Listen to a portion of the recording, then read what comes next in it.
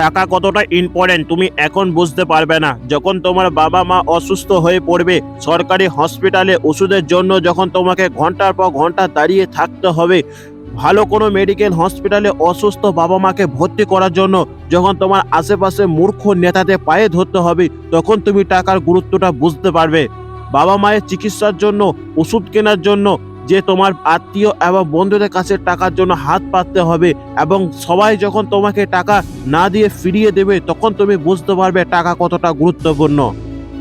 যখন তুমি কোনো জায়গায় যাওয়ার জন্য তোমার ফ্যামিলি নিয়ে ট্রেনে জেনারেল কামরায় যাওয়া শুরু করবে, তখন হাজারো মানুষের ভিড়ে যখন কোনো পরপুরুষ তোমার মা, বোন ও স্ত্রীকে স্পর্শ করে চলে যাবে, তখন তুমি বুঝতে পারবে টাকার গুরুত্বটা কি। পৃথিবীতে ভালোভাবে জীবনযাপন করার জন্য মানি ইজ অলওয়েজ ইম্পর্টেন্ট। তোমার কাছে যদি টাকা থাকে তাহলে তুমি সমাজে ইম্পর্টেন্ট ব্যক্তি।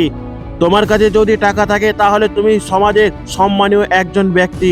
আর তোমার কাছে যদি টাকা না থাকে তাহলে তুমি যত শিক্ষিত হও না কেন, তোমার কোনো মূল্য নেই এই সমাজে।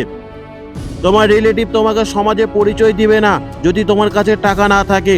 মানুষের জন্ম থেকে মৃত্যু পর্যন্ত মানুষের টাকা প্রয়োজন হয়। আমার মতে মানি ক্যান বাই হ্যাপিনেস। এবং সমাজে অনেকে বলতে থাকে যে টাকাই কি সব। আমি বলবো হ্যাঁ, এই পৃথিবীতে বেঁচে থাকতে গেলে টাকাটাই সব। আর অনেকজন এমনিতেও বলে যে টাকা দিয়ে কি সুখ কেনা যায়। হ্যাঁ বন্ধুরা, টাকা দিয়ে অবশ্যই সুখ কেনা যায়, কারণ মানি ক্যান বাই হ্যাপিনেস। টাকা দিয়ে সুখ কেনা যায়। হ্যাঁ, আমি ঠিকই বলছি, টাকা দিয়ে সুখ কেনা যায়। যত ধনী ব্যক্তিরা আছে তারা এই টাকা দিয়ে কিন্তু সুখ কিনে থাকে। যেমন সালমান খান তার ইনকামে 90% টাকা অনাথ আশ্রমে শিশুদের জন্য দান করে থাকেন, এবং এই দান করার ফলে তার মনের মধ্যে একটা অন্যরকম ফিলিংস কাজ করে।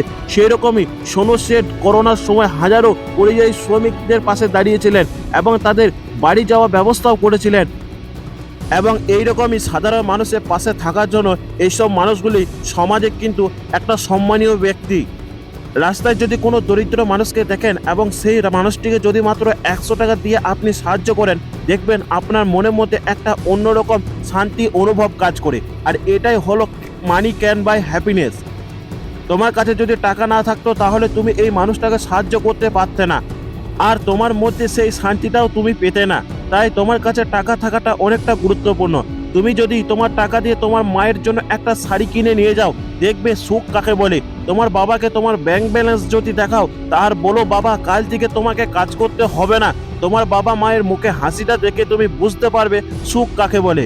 টাকা দিয়ে সব কিছু কেনা যায়। হ্যাঁ বন্ধুরা, মানছি কিছু জিনিস আছে যেগুলি কেনা যায় না, বাট পৃথিবীতে যদি সুন্দরভাবে জীবনযাপন করতে হয় তাহলে কিন্তু আপনাকে সর্বদাই টাকা কিন্তু ইনকাম করতে হবে। পৃথিবীতে জীবনযাপনের জন্য তোমার টাকা থাকাটা খুবই গুরুত্বপূর্ণ। তো বন্ধুরা, অবশ্যই জীবনে যদি সাকসেসফুল হতে চান তাহলে অবশ্যই টাকা ইনকাম আপনাকে করতেই হবে।